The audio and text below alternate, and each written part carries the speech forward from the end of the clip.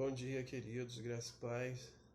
Gravando mais um vídeo dessa série que Deus colocou no meu coração de Libertos pela Graça. É isso que Deus tem feito com pessoas que têm aberto seus olhos para essas escravidões religiosas, coerções espirituais, todo esse tipo de coisa, líderes narcisistas. E Deus tem arrancado um povo de dentro de um povo, e a luz da graça tem levado as nossas vidas a ver um evangelho livre dessas prisões. E uma das prisões religiosas que existe nesse meio, eu vou estar comentando agora sobre o chamado, sobre aquilo que Deus nos chamou e nos motivou para fazer. Inúmeras pessoas se prendem debaixo, vamos botar assim, de uma instituição religiosa, porque instituição religiosa, ela não é igreja. A igreja do Senhor é o povo. A igreja do Senhor são pessoas. A igreja do Senhor é uma na face da terra, somente uma. Ela não tem CNPJ, ela não é denominacional, né? Então, é sobre esse tema que eu quero estar falando nessa manhã.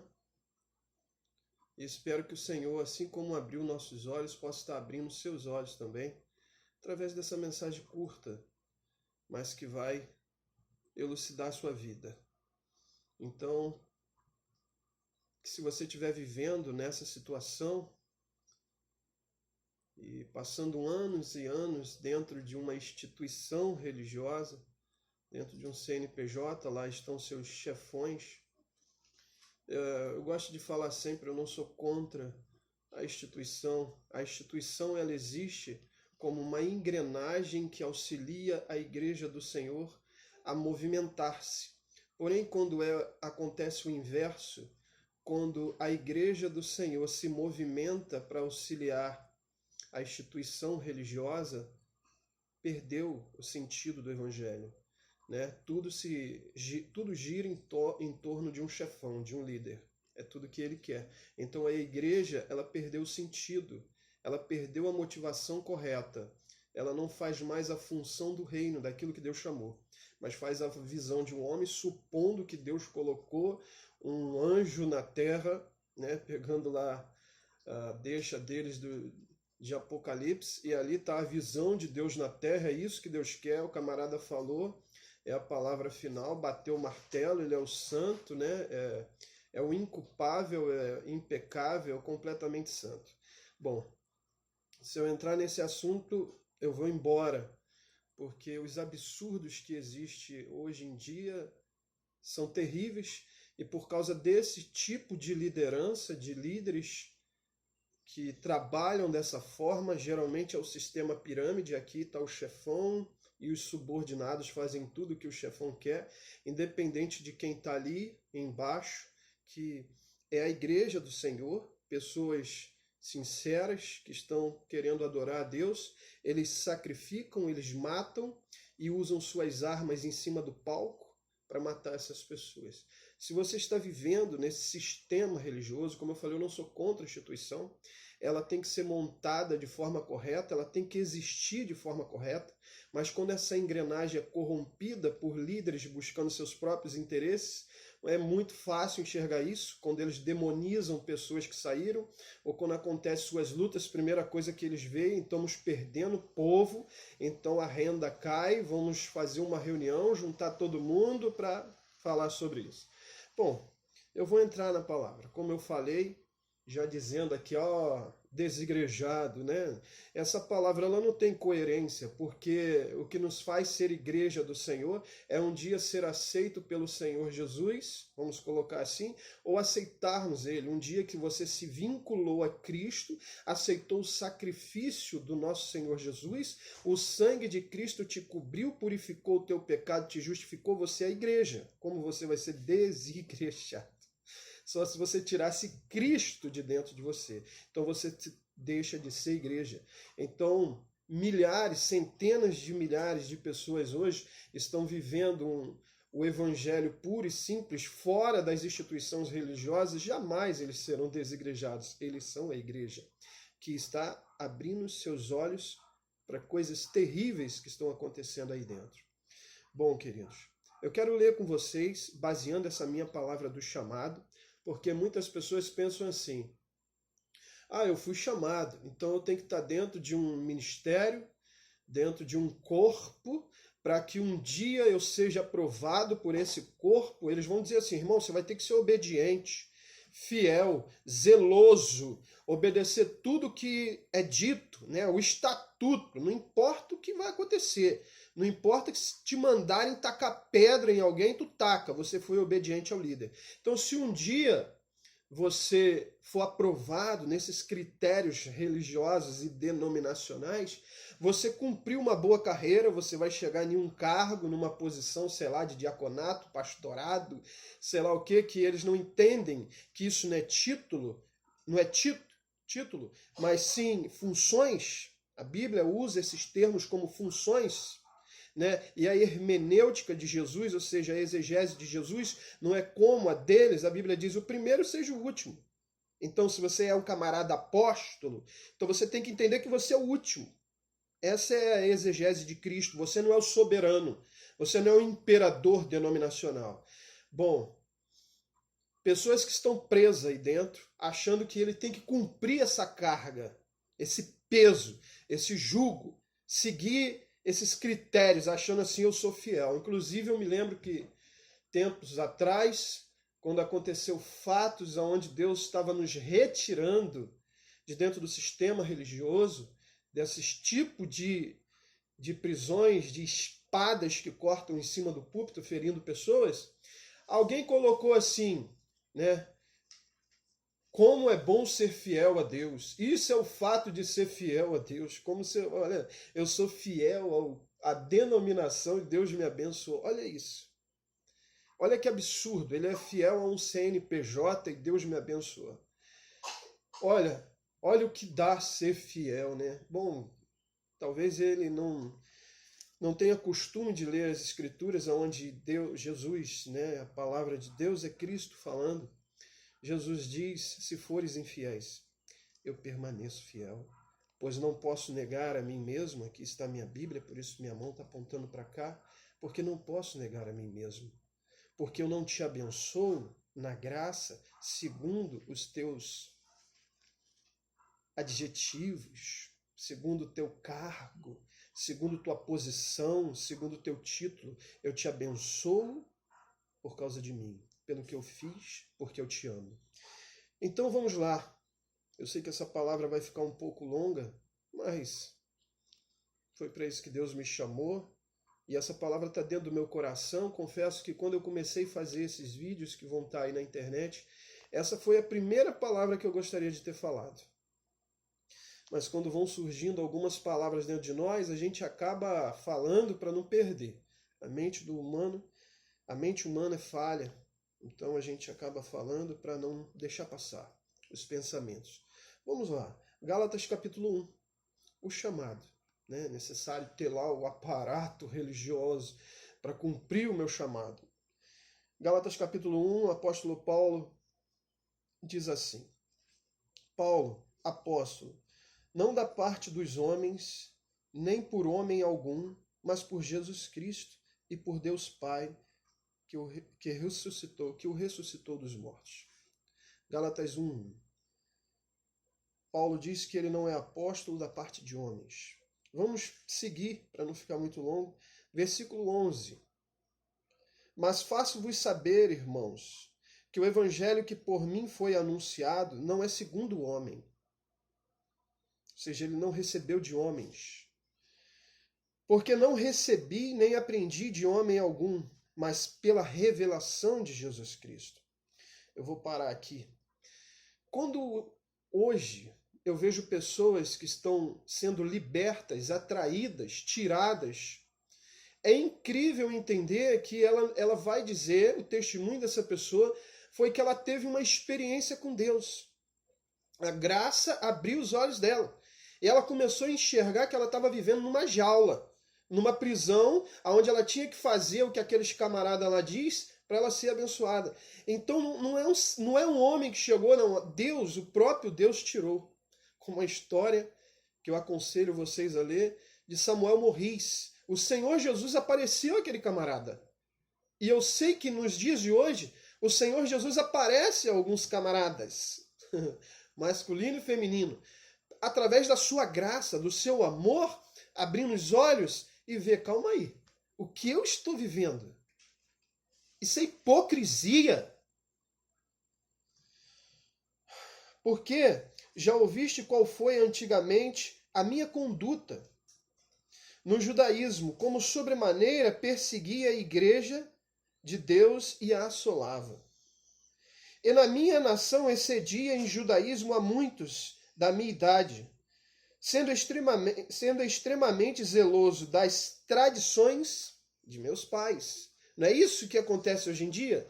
Zelosos da tradição, perseguem a igreja. Perseguem a igreja.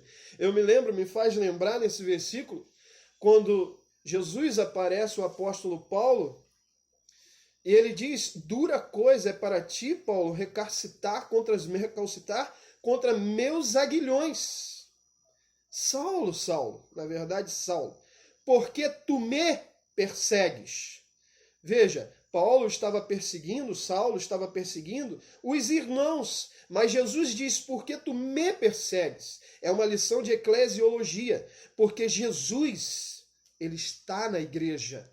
O corpo, as pessoas, a igreja viva, a igreja imaculada, a igreja linda, não as instituições. Não CNPJs, não denominações, denominação tal, não. Porque tu me persegues, Saulo. Porque tu me persegues. Isso é uma lição.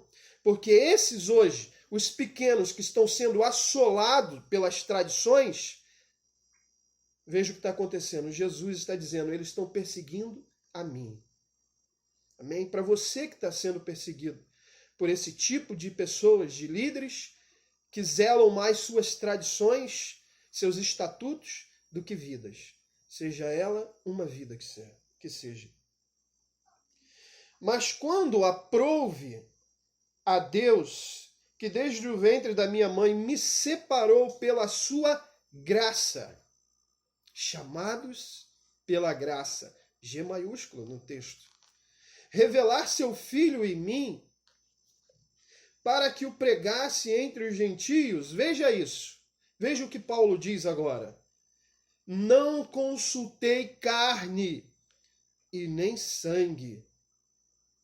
Está entendendo? Eu não fui ao sistema religioso que para eles é muito conveniente. É do nosso jeito, é desse jeito, não, aqui é desse jeito, tem que ser do meu jeito. Então muitas pessoas estão com chamados frustrados, presos dentro dessas jaulas religiosas, sem exercer um chamado lindo que Deus tem para a vida delas, porque então, não, aqui é assim, irmão. Você vai ter que passar por esse crivo. E é assim que Deus abençoa a sua vida, na obediência e submissão. O que mais você vai ouvir é obediência e submissão. É a palavra auge lá. Não sabe eles que isso é vetério testamentário. E nem no vetério testamentário existe essa palavra, só outro adenozinho, que lá a palavra obediência no hebraico é ouvir Israel, chamar Israel. Tá? Só para te dizer, a palavra obediência lá é ouvir o Senhor. Mas vamos lá. Que aprove a Deus revelar seu Filho em mim e pregasse entre os gentios, não consultei homem, não consultei carne nem sangue, eu não fiz essas. Porque ele tinha certeza, convicção, no seu sangue, no seu ímpeto, no seu espírito, na sua alma, tinha um chamado. Não estava nem aí para a reputação. Que vão pensar de mim. E cara, a melhor coisa é estar no centro da vontade de Jesus Cristo. Nem tornei a Jerusalém, onde estava a igreja, o concílio, né? Eu gosto nem de usar esse termo para isso daí. Onde estava o concílio Não tornei a Jerusalém a ter com que antes eram apóstolos. Mais explicado que isso no próprio texto. Mas parti para a Arábia e voltei outra vez a Damasco. Queridos, o que eu tenho a dizer com isso? Às vezes você está dentro de uma instituição religiosa. E ali eles falam, é do nosso jeito. Amém, que Deus abençoe as pessoas que estão ali.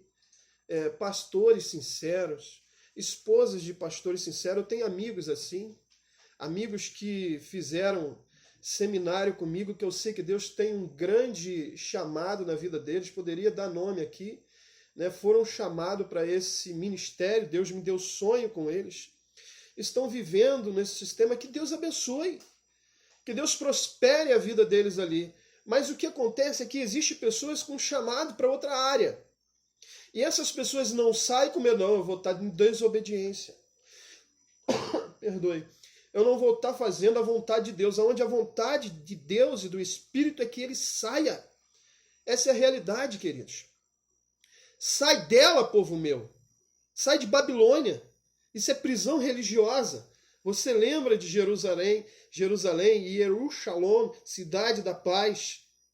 Certo? Você lembra da paz, mas você está na prisão religiosa. Então, pessoas com esse chamado que não podem. Não pode, porque estão em desobediência. Deus deu um chamado lindo. Vai e faça a minha vontade. Seja a igreja. Igreja não é para estar. Igreja é para ser. Seja tu, igreja. Então você vai entender. Eu vou fechar essa palavra. O que eles dizem? Não, se você sair, você não vai estar debaixo da cobertura espiritual. Quero fechar com esse tema, que é tão infundido e confundido no meio gospel evangélico, cobertura espiritual. Me diga onde tem isso na Bíblia, queridos, ou pelo menos essa palavra, cobertura espiritual. Não que você vai estar fora da cobertura espiritual do seu pastor, do seu apóstolo. Queridos, como pode um homem que é tão pecador como eu colocar uma cobertura? Eu vou te dizer o que é isso. Uma cobertura, eu vou usar um termo hebraico para isso, um caporé, ou caporete. Fazer uma cobertura espiritual em mim. Um homem que é tão pecador como eu. Mas é isso que eles infundem na cabeça dos seguidores. Por quê? É conveniente. Aí eles vão estar sempre submissos à religião, àquilo que eles vivem lá. Mas veja o que diz a Escritura, como eu já me estendi bastante. Porque há só um mediador entre Deus e os homens, Jesus Cristo, o homem. Isso está em 1 Timóteo 2,5, fiz questão de anotar o versículo para vocês lerem. Porque há só um mediador, só um que faz a ponte, sumo pontífice, que é usado de forma errada aí para fora, vocês sabem do que eu estou falando. Existe só um mediador entre Deus e os homens, Jesus Cristo, o homem. Sabe por que esse versículo termina com a palavra final Jesus Cristo, o homem? Poderia falar Jesus Cristo, Deus, Jesus Cristo, o Santo, mas diz Jesus Cristo, o homem.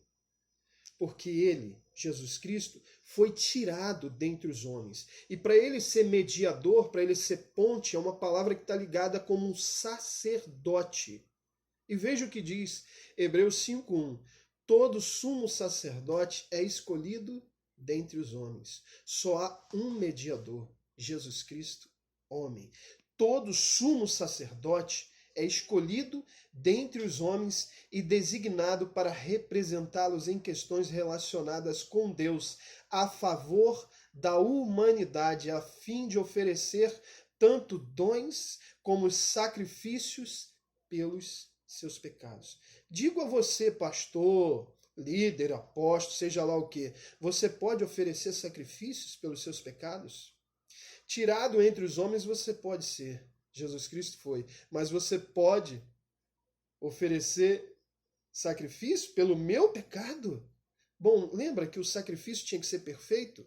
Vai no Antigo Testamento, no livro de Levítico, e vê as qualificativas do cordeiro. Ele tinha que ser perfeito. Você é perfeito para oferecer sacrifício, dons pelo meu pecado.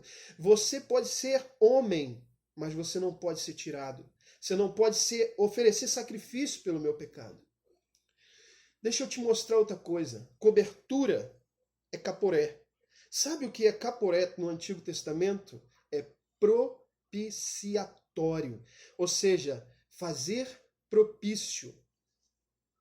Bom, vocês sabem o que é o propiciatório. Na Arca da Aliança, o utensílio mais valioso, vamos colocar assim, seu símbolo espiritual, de valor simbólico espiritual, a gente costuma dizer, se há um lugar no mundo que seja mais sagrado, é Jerusalém. Se há um lugar em Jerusalém que seja, é Israel. Se há um lugar em Israel que seja mais sagrado, é Jerusalém. Se há um lugar em Jerusalém que seja mais sagrado, é o templo. Se há um lugar no templo que seja mais sagrado, é o Santíssimo Lugar. E se há um lugar no Santíssimo Lugar que seja mais sagrado, é o propiciatório. Vocês sabem, propiciatório é a tampa que faz cobertura, a Arca da Aliança. Caporé, cobertura. E vocês sabem o que significa propiciatório? Cristo. Sabe o que estavam dentro do propiciatório? Era o maná, era a vara de Arão e as tábuas dos mandamentos. Sabe o que significa isso? A rebelião e a desobediência humana. E quem faz propiciação, fazer propício, quem faz cobertura? A tampa. Ele é minha cobertura. Ele é minha cobertura espiritual. Cristo, ele me cobre porque eu sou o símbolo. A minha carne é o símbolo da rebelião. E ele é o símbolo da graça por mim. É o símbolo daquele que é a ponte, é o sumo pontífice que faz ponte entre esse homem pecador e Deus. Ele é a tampa. Ele é a propiciação pelos meus pecados. Então, querido, saia dessa prisão religiosa, desse jugo espiritual. Cristo é a sua cobertura espiritual. Viva um evangelho livre. Lutero fez tudo o que fez porque ele abriu seus olhos. A graça abriu os olhos dele. Ele não pensou em sua reputação, ele não pensou em sua vida, ele não pensou o que vão falar de mim. Certo? George Whitefield foi expulso das igrejas das 12 colônias da Inglaterra. Pregou ao ar livre. Era isso que Deus queria para ele. Pregar ao ar livre. Se tornou o maior pregador ao ar livre de todos os tempos. George Whitefield. Sabe quem expulsou, quem enviou cartas para as 12 colônias impedindo que George Whitefield entrasse nas igrejas das colônias da Inglaterra? John Wesley. John Wesley. Sabe quem, ao final da vida de Whitefield, pregou em um culto em memória de George Whitefield? John Wesley. Se retratando de tudo aquilo que ele falou contra aquele grande homem de Deus. Aleluia. Aleluia. E uma das frases de John Wesley é: nunca vi em toda minha vida um homem de Deus tão tremendo como este. O homem que o proibiu, que enviou cartas para as igrejas proibindo a entrada de Whitefield. A história é linda. Charles Haddon Spurgeon, A Controvérsia do Declínio. Leiam A Controvérsia do Declínio. No seu artigo da Espada e a Colher de Pedreiro, da época 1879, se eu não me engano, ele se posicionou contra a Convenção Batista por causa do declínio religioso, a controvérsia do declínio. Ele não pensou na sua reputação, ele não pensou na sua popularidade, ele não pensou no que iam falar dele, mas ele se posicionou. Na primeira reunião, com mais de 100 líderes, mais de 100 pastores, 5. O número 5 é o número da graça, somente 5 ficaram do lado deles. Depois, em outra reunião, com mais de 1000 líderes, somente 7 pessoas ficaram ao lado dele. Não se preocupe com isso, queridos. Até hoje, ele é considerado o maior pregador de todos os tempos, o príncipe dos pregadores. Anos mais tarde, a última palavra de Spurgeon, leiam Controvérsia do Declínio, foi: hoje esses leões selvagens me devoram, mas um futuro distante me justificará.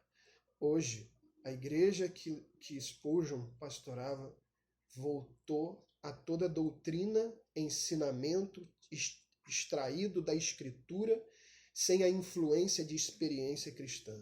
Voltou à doutrina que Spurgeon pregava. Não tenha medo, querido, que a graça abra seus olhos com esse evangelho lindo, maravilhoso. O evangelho que liberta. Libertos pela graça. Tenha um ótimo dia.